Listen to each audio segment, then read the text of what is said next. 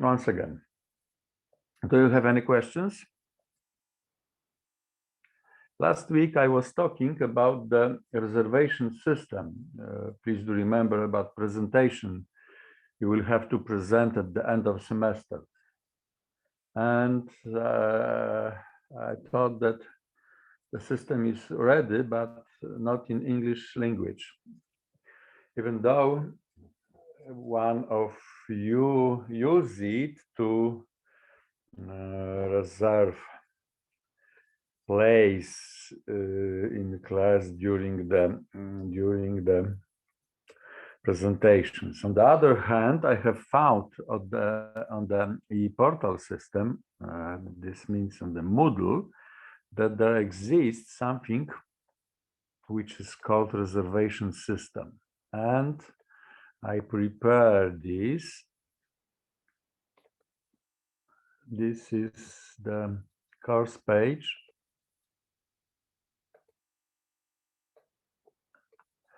And let's go here. The last 3 lectures, 13th of January, 20th of January, and 27th of January, there is something which is called reservation. First slot, the second slot, and the third slot. After entering this, you can see that for the first day, one place is occupied and that there are 3 other left, because I have moved Mr. Clement to this new system. And you can also see that the last, oh, something wrong.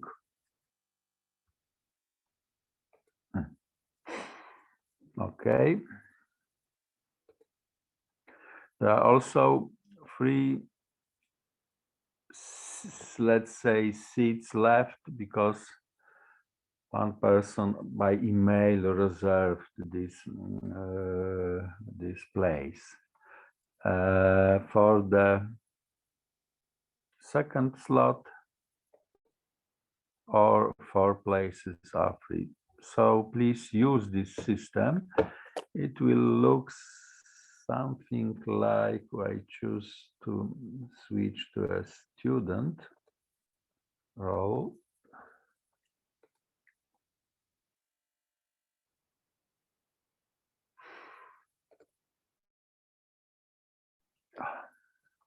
As a student, you can add some note. Please add number of people which are in your group, and person who reserves place will be so-called contact person.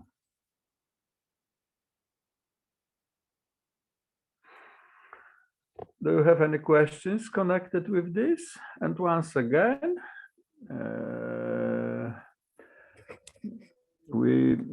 the first 4 or 5 lectures contains the recorded lectures which were performed previous year. But starting from the lecture number 7, as you can see here, there's this year date, and these recordings, the first, the second, and so on up to the 6th recording are from the previous year.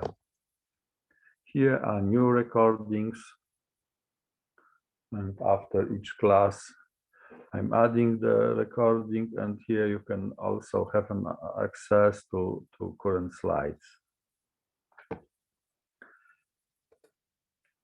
So, any questions? Still not? So I can start the regular lecture.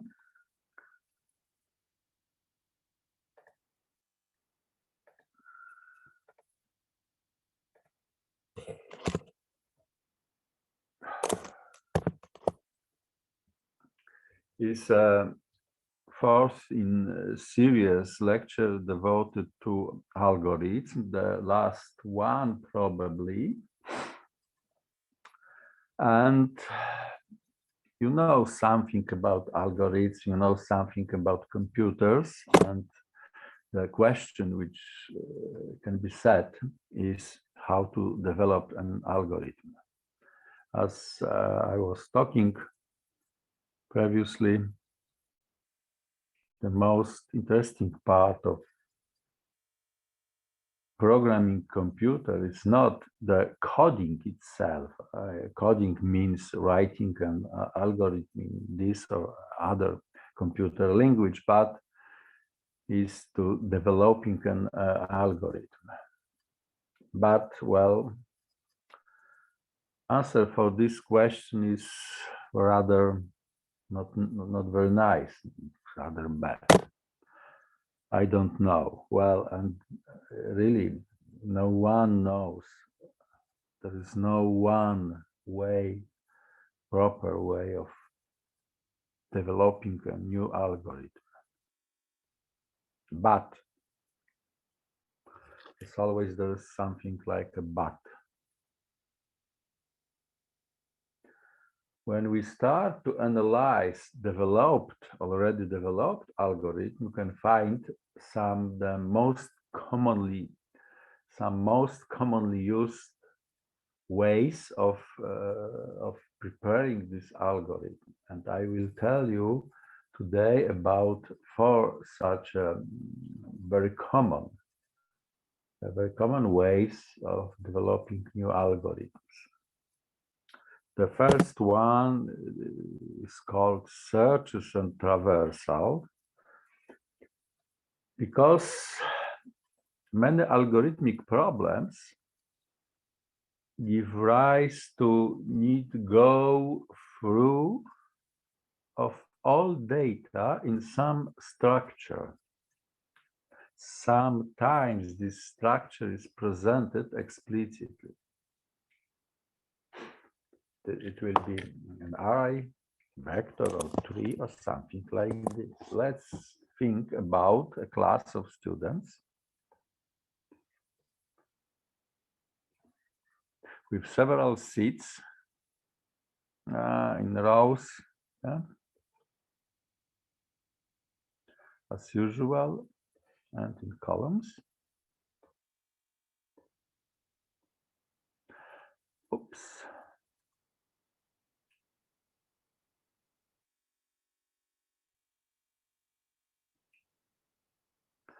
And each person is sitting somewhere in here,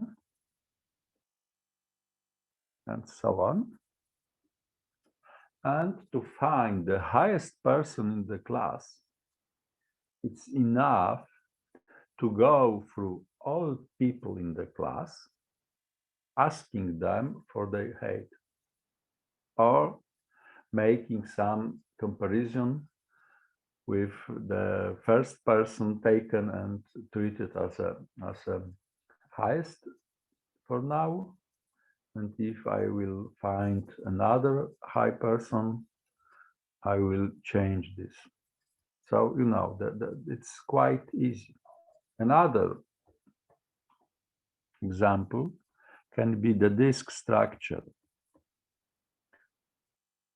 It contains the root directory, and in this directory are some subdirectories.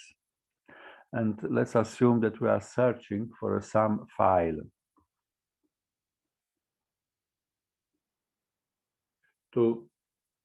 The procedure can look like this: starting from the root directory, check if the searched file is in this directory.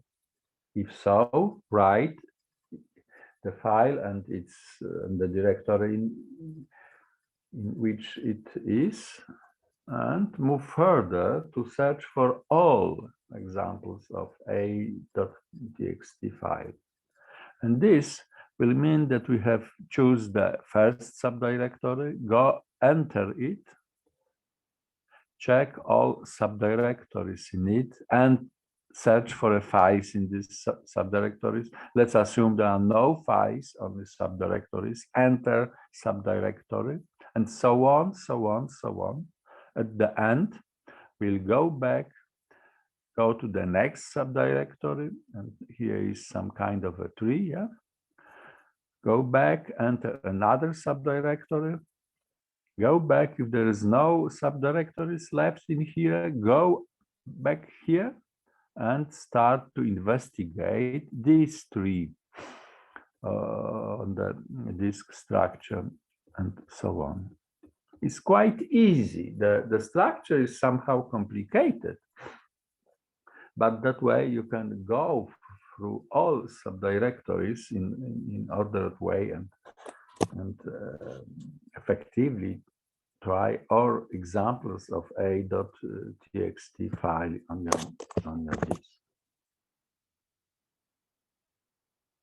Sometimes this structure is not explicitly seen, but after some investigating can be found. And in each case, the algorithm is simply reduced to review all elements in our structure. And the problem is to find the most natural way for going through this structure. And in case here it's a tree structure, but going back to first slide, in here I can treat this data as a two-dimensional array and choose people using number of row and number of seat or something like this. Can be quite easy.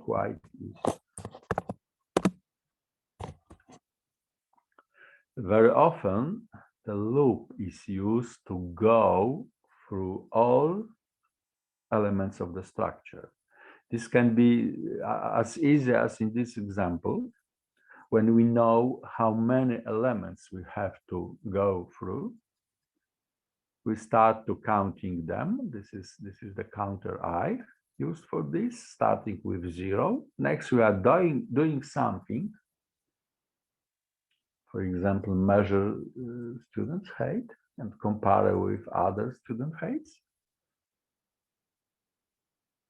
Increasing the counter, I mean taking the next element in the structure, checking if the element really do exist. If so, once again, doing something with this element of structure. If not, ending an algorithm. It's quite easy, and please do remember that endlessly repeating some computation, some activity can be very bored. So we are using computers for this very often. So there's the most common task, which is left for computers to make many times some boring thing. Another example, let's suppose we are given a simple convex polygon and we are interested in finding 2 points on maximal distance on its borderline, so-called diameter. But you know, this is a polygon, so not exactly diameter, but sometimes it's called diameter. How to solve this problem? Probably you understand that these 2 points of maximal distance will lie on vertices of them of a polygon, like in this drawing. So let's assume also that we have Cartesian coordinates of each point.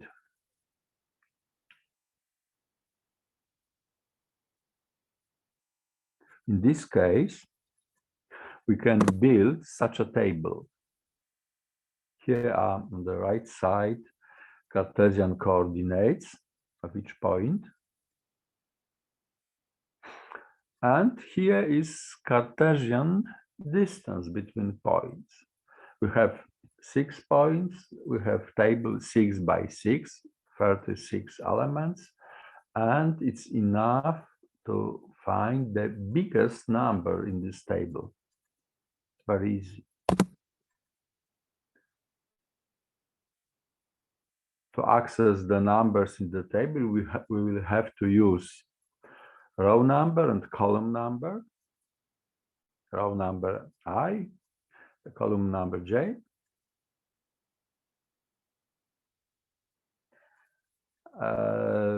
Taking the maximum will contain the maximal distance find up to now. So starting with 0, when we find greater value, we'll change it, exactly like in searching for an highest person.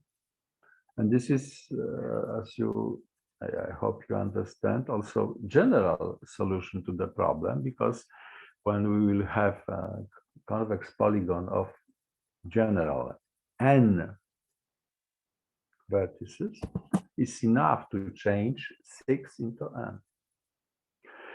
In this case, we have 36 numbers to compare. In here, we have n squared numbers to compare, but going back to the table, you can see that the table is firstly symmetrical, and secondly, contains zeros on the main. Oh my gosh. In here, the main diagonal. So we have 36 numbers, 6 minus 6 on the main diagonal, and dividing this by 2 because the table is symmetrical. The number of comparisons we have to do changes from 36 to 15. The task becomes simpler. And this can be also written in algorithmic form. And here we are starting from row number 2 and starting from column number 1 and go to the column number 1, row minus 1. So we are starting from this value. Once again, I will need the pen.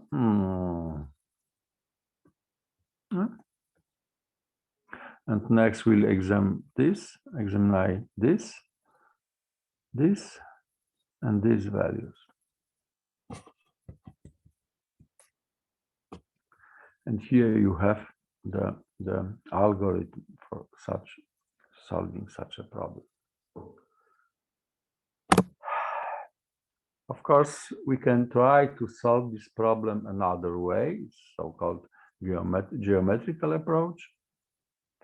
It's enough to make one line going through vertices 1 and 2 and build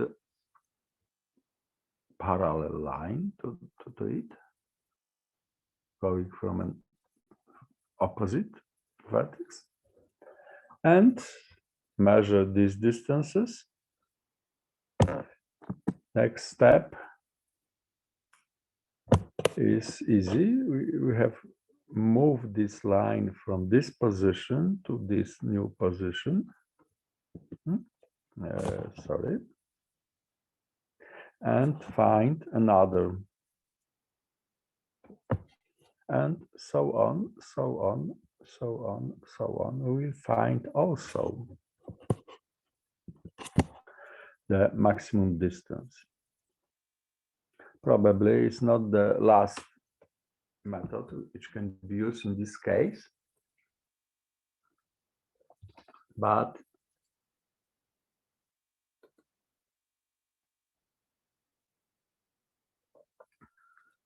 As you can see, very simple task, three quite different, sometimes not very different, but different methods of finding the solution.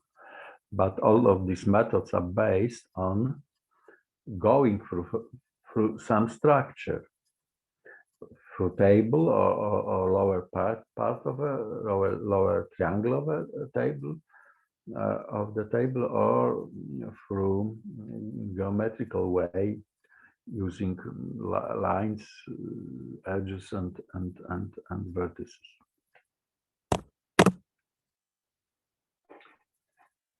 Other idea to make new algorithms is to simplify the problem by changing, for example, the size.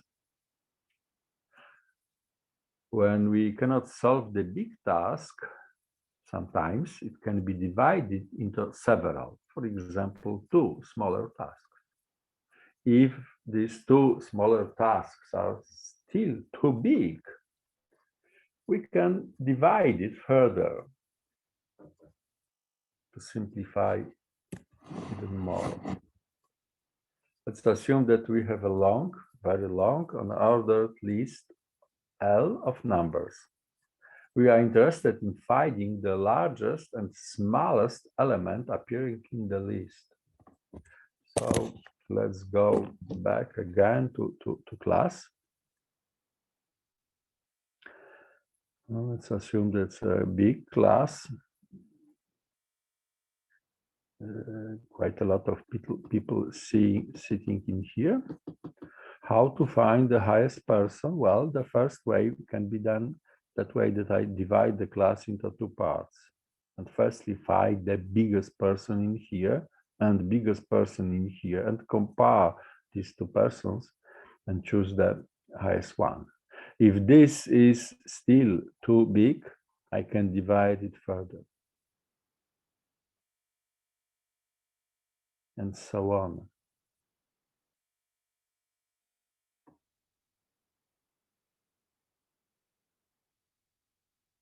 At the end, I will have only two elements to compare.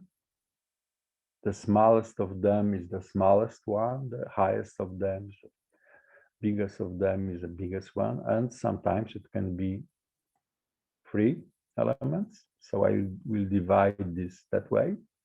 This is the smallest and the biggest value. And once again, I will find among these two elements the smallest one and the biggest one. And next, what I have to do is to join all this data.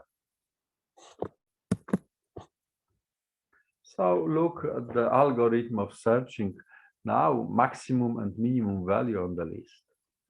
If L consists of only one element, this element is both the minimum and the maximum. If there are two elements, then the smaller is taken as minimum and the larger as a maximum of the list.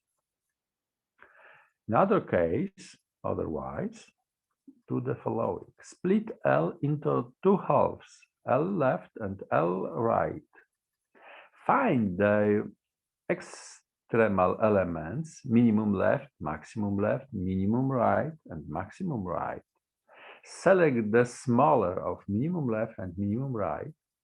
It will be the minimal element of L. Select the larger, maximum left, maximum right, and this is maximum element of L. And the same procedure is used for finding the minimum and the maximum in each sublist. So to find maximum, we're dividing the list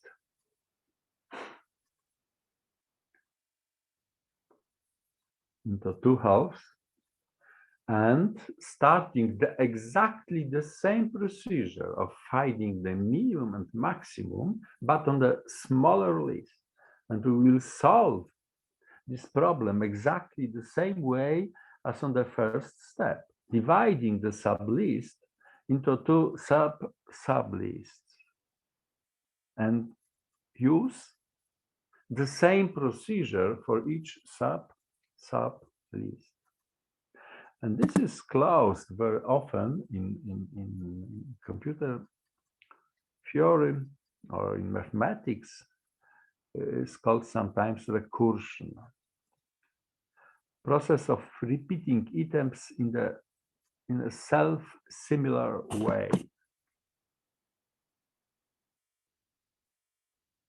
So the solution of a problem is obtained by the solution of the problem. It looks sounds stupid, but look at this. In dictionary, sometimes there's a link to another term, and this is a typical description of a recursion. Recursion, see recursion. If you don't know what is recursion, go to the recursion. And this is, well, one of a nice example of a recurrent method is finding factorial. Factorial of n means multiplying y by first 1 by 2 by 3 by so on by n. And well, we let's assume that factorial of 0 is equal to 1. But another definition of recursion look like this. Once again, 0 factorial is equal to 1, but we'll define the n factorial as n multiplied by n minus 1 factorial. Wow, what a stupid definition, you can say, once again. But look at this definition.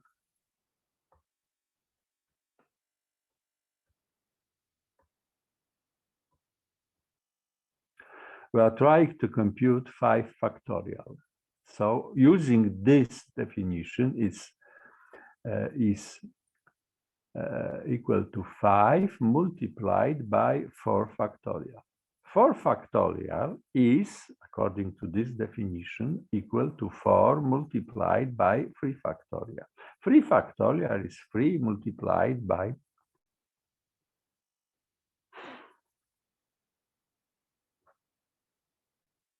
and 1 factorial is 1 multiplied by 0 factorial, and 0 factorial is equal to 1 from the definition. So, as you can see, to compute 5 factorial, we have to do, but this strange way, multiplication of all values between 1 and 5. It's equal to 120 probably. 1, 2, 6, 24, 120. Easy.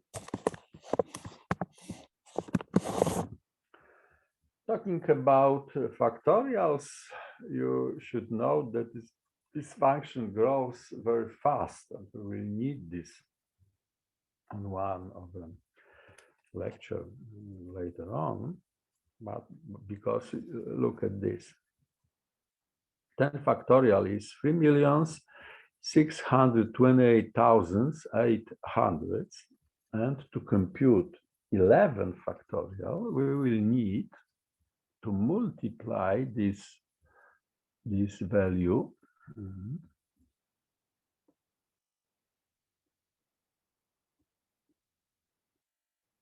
by 11. So we will got something about 40 millions. And to compute 12 factorial, we will need to multiply this value by 12. So the value will range more than 1, will rise more than 1 in range, more than almost 500 millions, 12 factorial.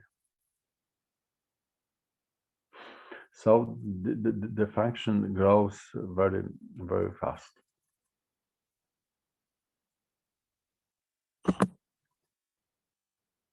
And this is, well, something, some kind of an algorithm in classical way, operation, something like a flow diagram without the shapes. First, if n is equal to 0, the factorial is equal to 1, end of an algorithm. And next, starting from factorial equal to 1, repeat for each changing from 1 to n factorial. The new value of factorial is old value multiplied by I. And the same recursive procedure will look like this. We are defining some kind of a function, which name is factorial and parameter is n. And if n equals 0, we will the procedure ends with result equal to 1. If the n is not equal to 0, we will got result as a result multiplied by calling the function factorial with the new parameter n minus 1. This is sometimes quite difficult to work with this. This is, oh, sorry, in Polish only. This is the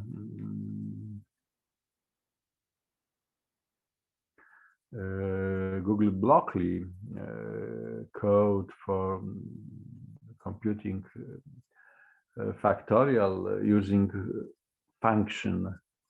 In Polish, factorial is named silnia, so I'm calling in here at that part function silnia. This is a visual form of a recursion. It's called Drost effect. And if you would like to search for this term,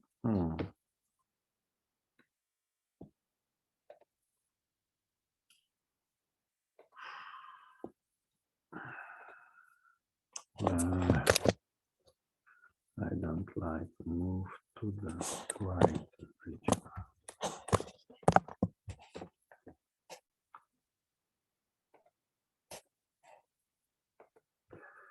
Drost effect.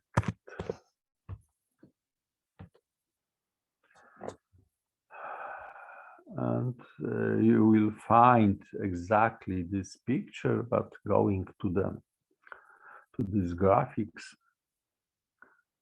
you will find some other examples of such drawings. For example, this one.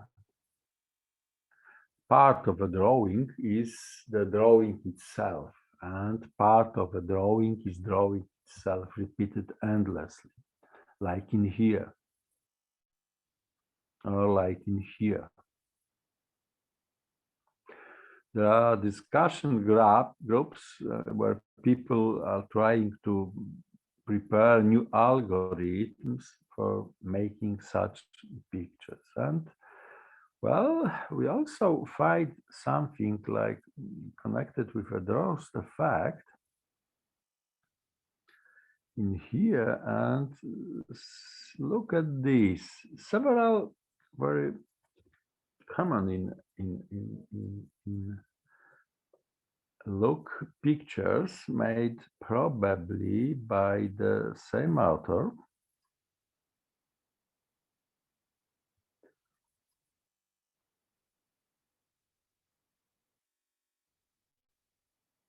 Containing this one and connected with name of Escher.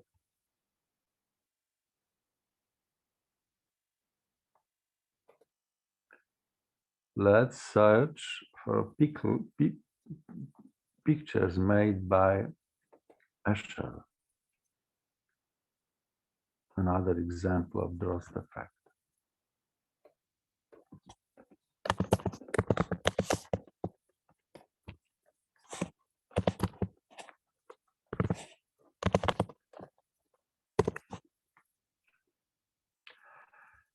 And as you can see, there are quite strange pictures.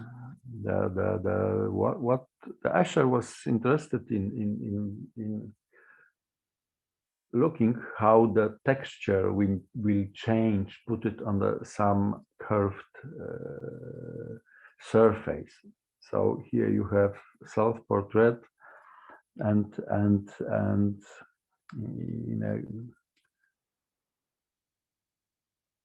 such a sphere. Another example of, oh, sorry, is something like this, so-called impossible figures. Yes, what's the problem?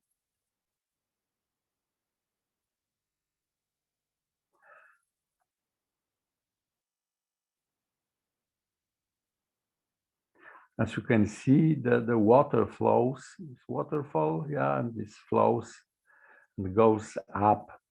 It looks like it's constructed that way. Another example of impossible figure is this building. As you can see, another topic of Escher are curves which are shapes which fill the sorry, this is a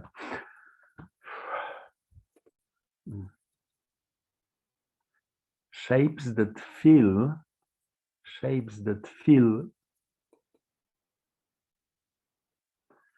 some place in very strange way. For example, like this. I really admire this artist, love his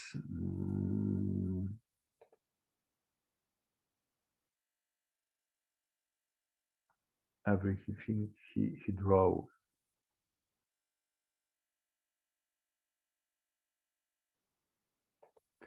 Another impossible figure, people going upstairs all the time and moving around.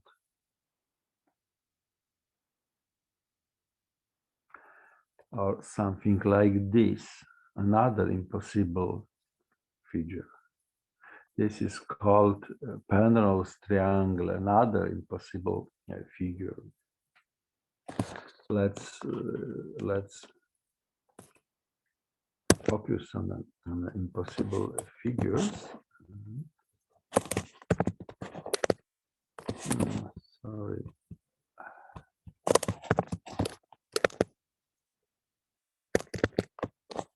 I have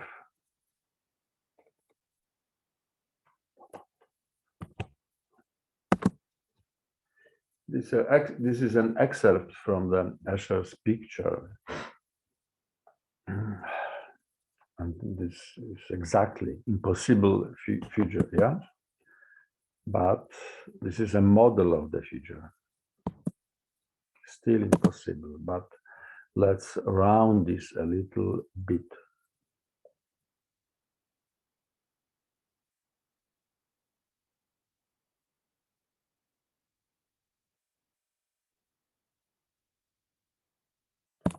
And now this is, well, quite possible, not very nice shaped, but still you can do this. But everything depends on the point of view.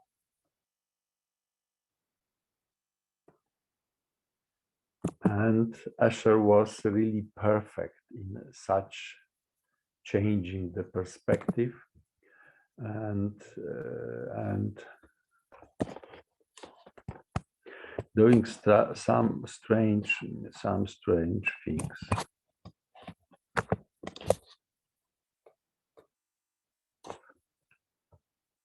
And this is one of the drawings made by an Escher, where it's called print gallery. But in Netherlands, it's look very strange for us. Look in here. There's a how to say, two parts of a picture. One part is in the lower left corner, young man looking at the picture, and this man, we are seeing the man through the window to the print gallery. And in this gallery, there is a picture of a city. But this picture of a city becomes the city in which this man is looking at it. And there is a gray point at the beginning, and there's a question. What should be in this great value? The question arose after scientists will find something like this.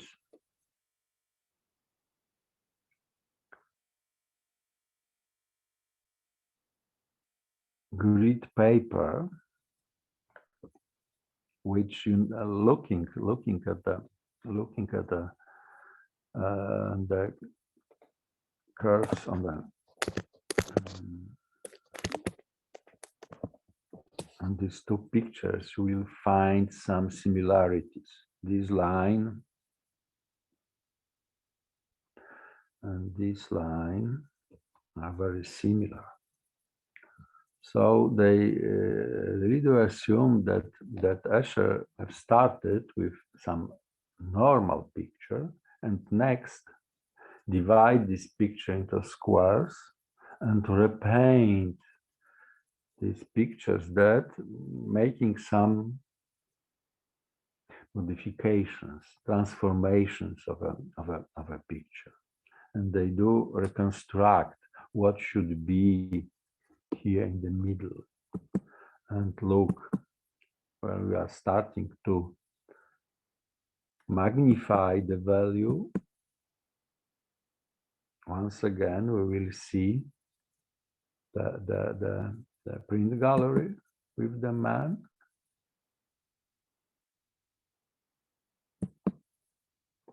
and once again this grid paper and the picture itself. Let's look at them.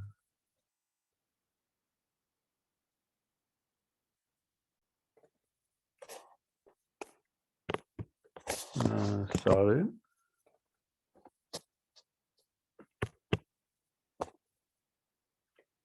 Short movie.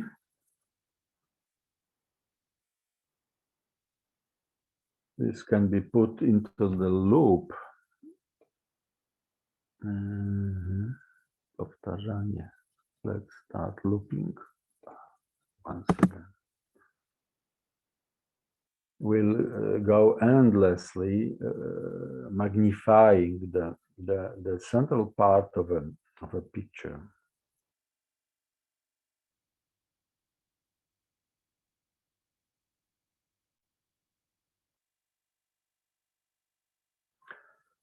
And also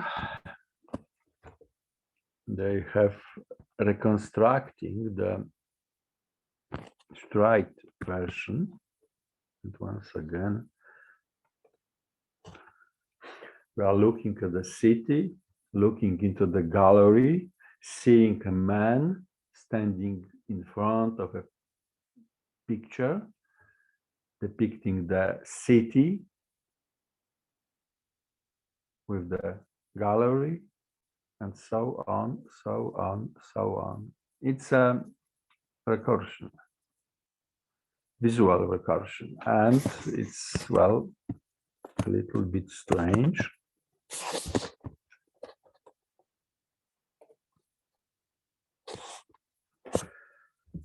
This is based on a research project on the University of Leiden, Escher and the Droste effect. Another example of recursive function is Fibonacci series. Now we will need two starting points, value of function in 0 and 1, and value of function at each point is defined as a sum from the previous two versions. But this definition, this recursion is really very right, because look, to compute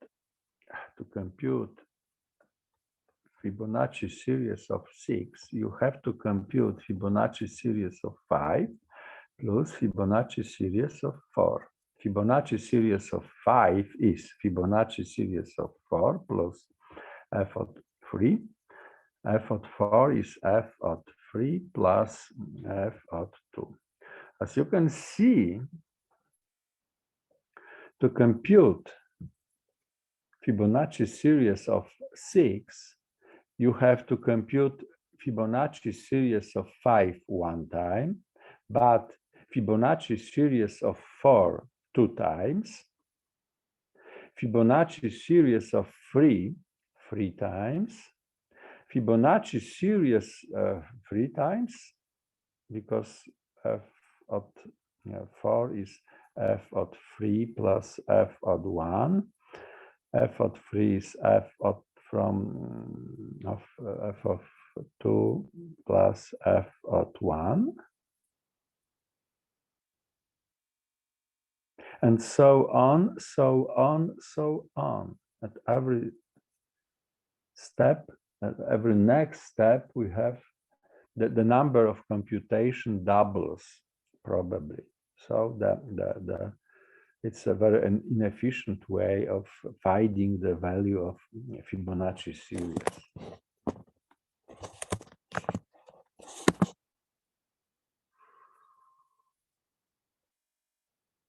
Grows not as fast as a factorial, but grows quite fast. But has, well, looking at some biological artifacts, you will find the Fibonacci series. Please search on YouTube for Fibonacci series. In nature, you will find some interesting films trying to describe why this series was used by nature. Another example of a recursion is greatest common divisor, which can be computed while using the Euclidean algorithm or using this simple recursive procedure. And sometimes I was using this algorithm to test students. And well, giving the exercise to compute the greatest common divisor of two not so big values, but well, at least 3 digits long, and to describe each step they are going through. Even if the number of steps is not very high, the students after several moves were really confused with need of computing the same function again and again. As a homework, you can try to compare this algorithm with previously mentioned flow diagram of Euclidean algorithm.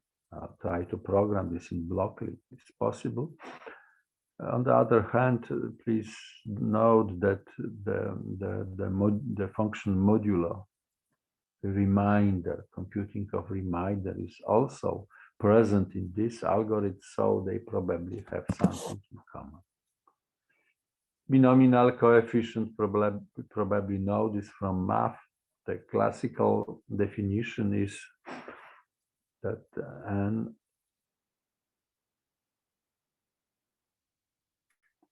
after k is equal to such strange value divided by factorial of k, and here is a recurrent version.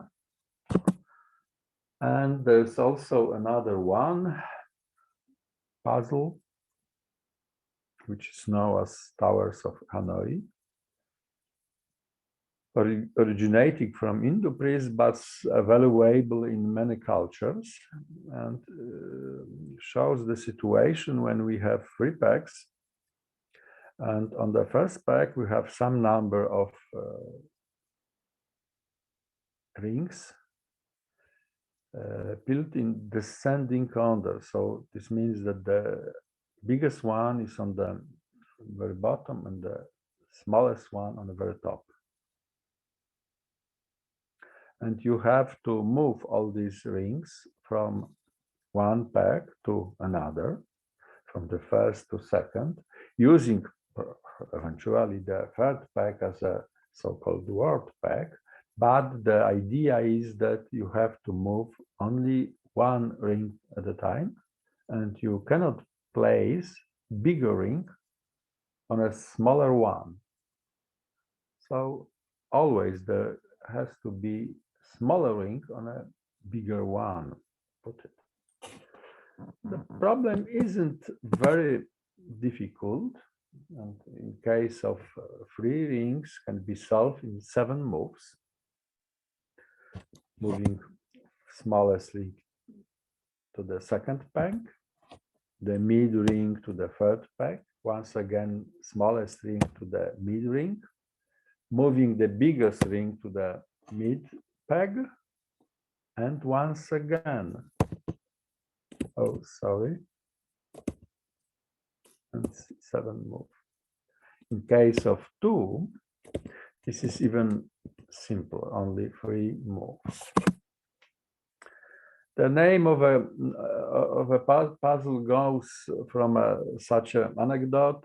The temple of in the city of Benares, India, 46 discs of precious diamonds piled up to a tower. Each of these round discs is just a little smaller than the disc below.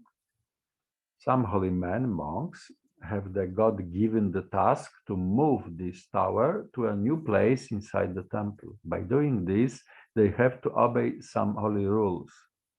The discs are just allowed to be placed at the 3 marked places inside the temple. The first place is the one where the tower was before they started to move it. The second place is the place of the destination. The third place is right between the start and the destination. The discs are so heavy and precious that is the holy rule, allow just a movement of one disc at a time. The last rule says that it is at no time allowed to place a disc on the top of a smaller disc, while it is always allowed to place a disc on any disc with a greater diameter. At the time when the monks have finished their work and the whole tower is moved from its starting place to its destination, at that very time the tower will collapse and turn to dust, and with this tower the whole earth will cease to exist. There's quite a lot of variants of this legend. For instance, in some tellings, the temple is a monastery and the priests are monks. The temple or monastery may be said to be in different parts of the world, including Hanoi, Vietnam, and may be associated with any religion. But the most important question is when the whole earth will cease to exist, when the monks finish their job.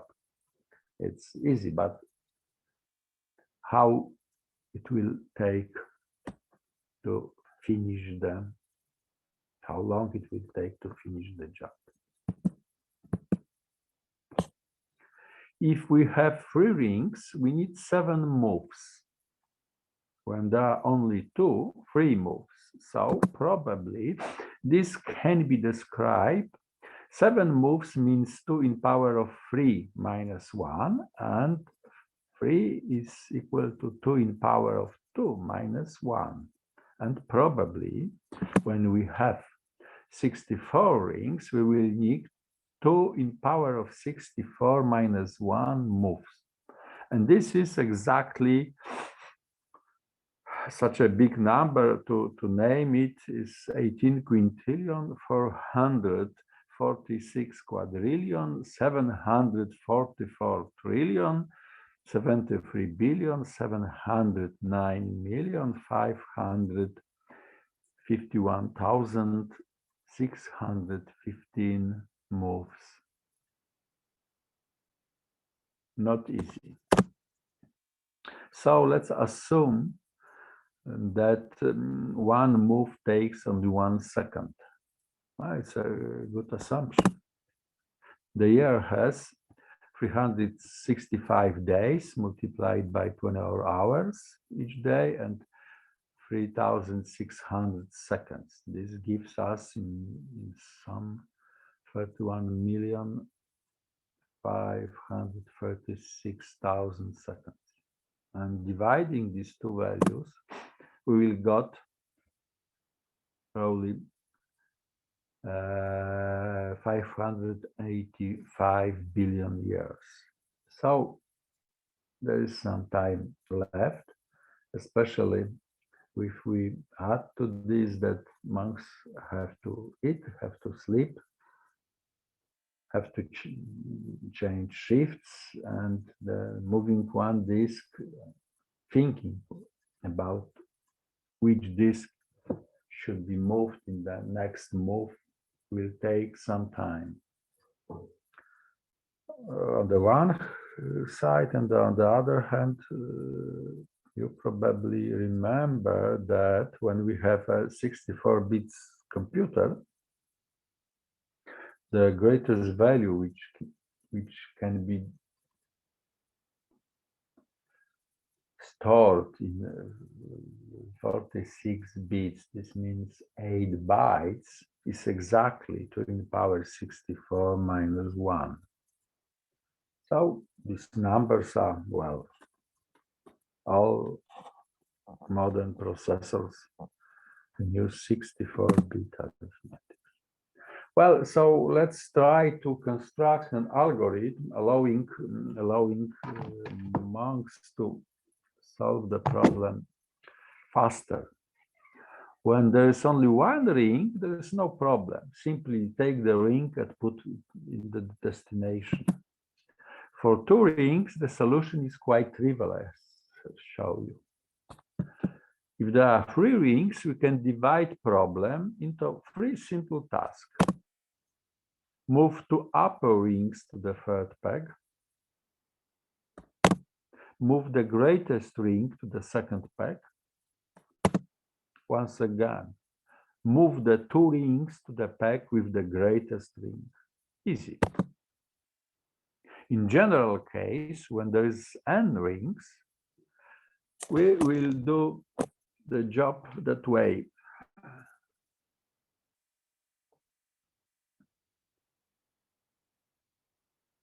Greatest ring and pile of other rings, n minus 1. 1 peg, another peg, another peg. Firstly, we will move all this n minus 1 ring to that place.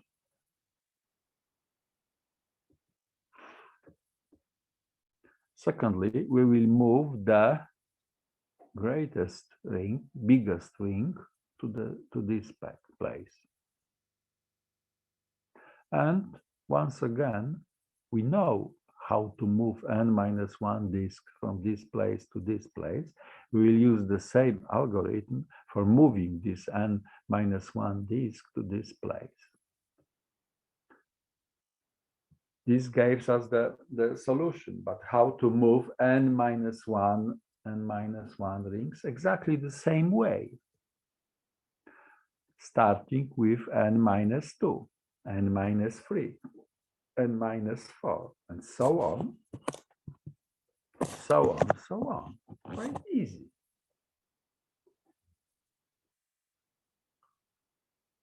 For moving n minus 1 disks, we'll apply exactly the same algorithm. So we can write an algorithm, some kind of a procedure.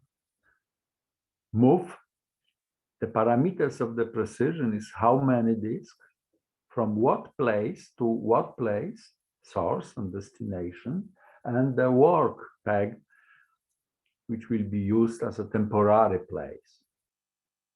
If n is equal to 1, we will simply, well, not move any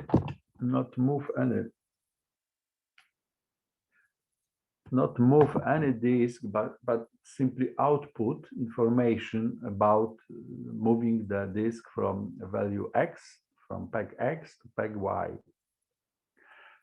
Otherwise, if n is greater than 1, we will do the following. Call this same procedure, but with new parameters. N minus 1 disks from X to Z using Y as a working place. After doing this, the procedure outputs once again, move the disk from the X to Y, and there is the same procedure as in here, moving disk from Z to Y using X. And symbolic notation, A right arrow B means move the disk from the peg A to the peg B. And in case of free, the procedure will produce such an output, move from A to B one disk from A to C, one disk from B to C, one disk from A to B, C to A, C to B, A to B.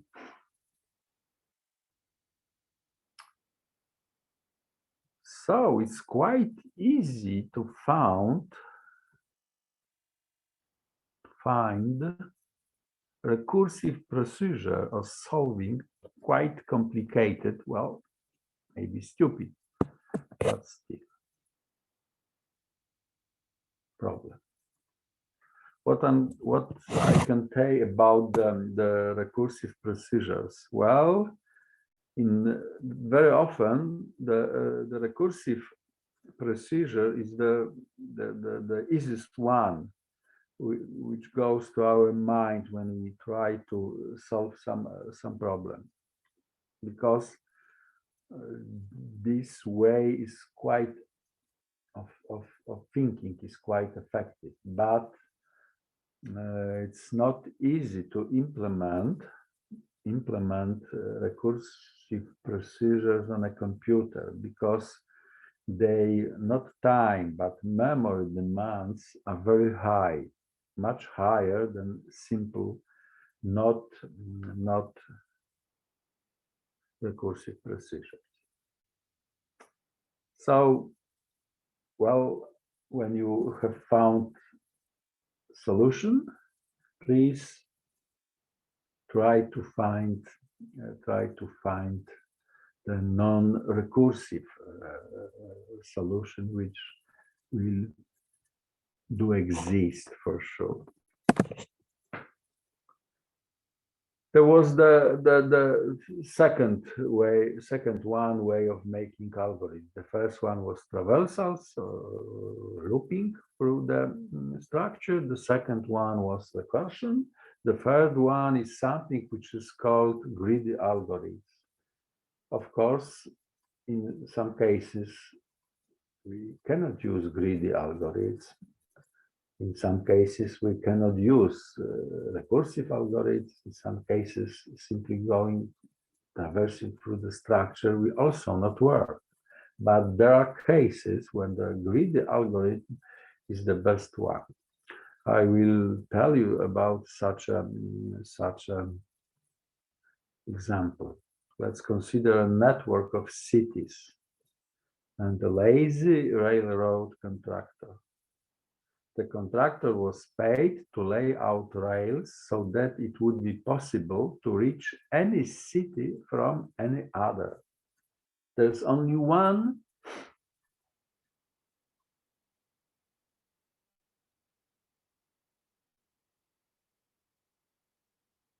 thing which has to be fulfilled to pay for a construction. You can go by rail from any city to any other one.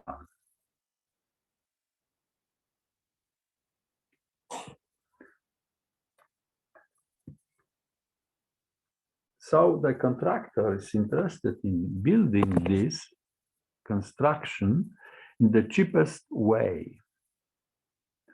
Well, let's assume also that not always it's possible to make direct connection between two cities, for example, big mountain or lake or something like this between cities, some kind of physical obstacles. And we will assume that the cost of connecting city A with city B is proportional to the distance between them. And this is set of our cities. The numbers near the edges show the distance, so it's proportional to the cost of a city, of a building the rail, and we have to connect all these cities together. The idea of contractor building is that it will start with a cheapest edge and will connect every time to this edge the cheapest which can be directly connected to the edge. The second rule is that will not build the rail connection to the city in which the rail is already present. So as you can see, the cheapest edge is free, this one marked red. And the first rule is take the cheapest one at the beginning. The second rule tells us to add to this existing rail connection the cheapest one edge. There are three edges directly connected with this edge. The first were 10, 12, and 26. So we are connecting the edge 10. And this works on the second, on this stage also. We are connecting the edge were 4, this one. And now the cheapest one is 6. Next, cheapest one is 7. And now, cheapest one is this having, when the distance is 8, but because these cities are connected, we cannot take this into account. So another cheapest one is this 9 units. And another cheapest one will be this one, 11. And we have one city not connected, so we have to find the cheapest row to it. And this 12 is to this edge, this 17 is to this edge, so probably this 13 is to this edge. And well, okay, we got the solution, but we don't know if this solution is really good. Maybe there do exist cheaper solutions, but the way how the algorithm was constructed tells, and this can be mathematically proved, this is optimal solution for this case. There is no cheaper solution. And the proof of the theorem works that way, that tells that let's assume that we will remove from the existing solution one edge and we'll replace it by a cheaper one. And this is simply impossible because at each stage the edges are added that way that we are always adding the cheapest one. Well, as you can see, we got something looking like this. This is a tree with root in here, leaves in here, and this tree is called minimal spanning tree for a graph, and plays very important role in graph theory, network theory, and some other places, but I will not continue them. Why the name is greedy algorithm? Probably because at each step you are taking the best solution, not thinking about consequences. And this, in this case, works. Other way, which I will try to describe you, is dynamic programming. We have, like in the previous example, a network of cities. Instead of lazy contractor, we have very traveler. Our task in previous example was to find the cheapest set of connections, allowing travel between any two cities. Now we have to find the cheapest or shortest path from city A to city B using the existing network. So here is a set of cities. The city A is in here, the city B is in here.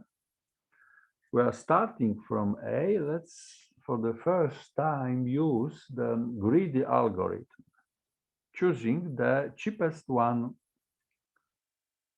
trip. The cheapest one trip is from A to D, 3 units. Next, from the D 11, 7, 6, the cheapest one is 6 units. And from G, the cheapest one is 6 units. And the cost of a travel is 15 units. But as you can see, probably there do exist better solution. But to choose this solution, you have firstly pay a little bit more. The cheapest solution goes from A to C, from C to E, from E to B, and cost is 13. So to solve this problem, we have to use quite different attempt. Here is the starting point.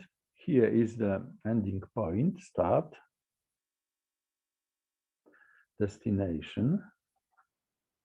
At the first step, we can move, we can choose from one of several cities. But to obtain an optimal solution, we have to choose this taking into account cost of a first step,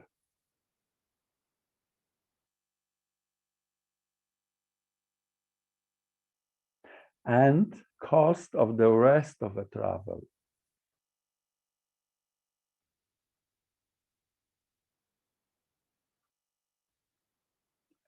So we have to compute this first step plus cost of the rest travel, choose another city as a first destination, add the cost of the rest of the travel, and so on, and choose from this the smallest value. This can be described in some formal way that we are constructing the function L of x, minimal cost of the path from a node x to the end node B, on each stage, when we can go from the node V to node C1, C2, Cn, we are choosing such a path that the cost of the first step, this means from V to Ci, plus cost of the rest of a travel is minimal. This can be noted that to choose the first step, we have to find such a minimum number of cities we have in here of the sum. And look once again, like in recursive problem, the function L is on the left side and on the right side, exactly like in factorial.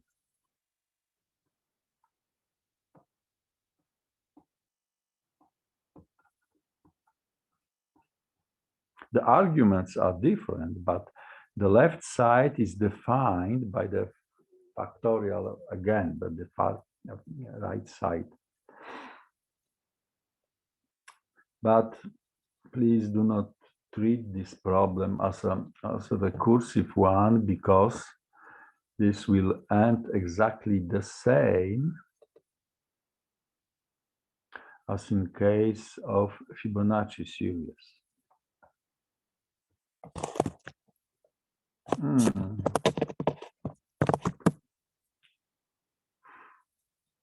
It's very, very inefficient. And there are very special methods for solving such problems called dynamic programming. And this ends our lecture. Do you have any questions?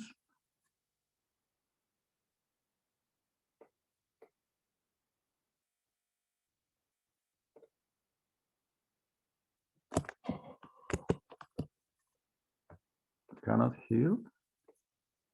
So can I assume that we can end the lecture at that point?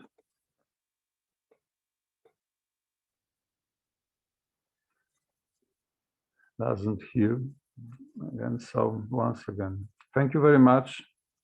See you next time. Bye-bye. Thank you. Goodbye.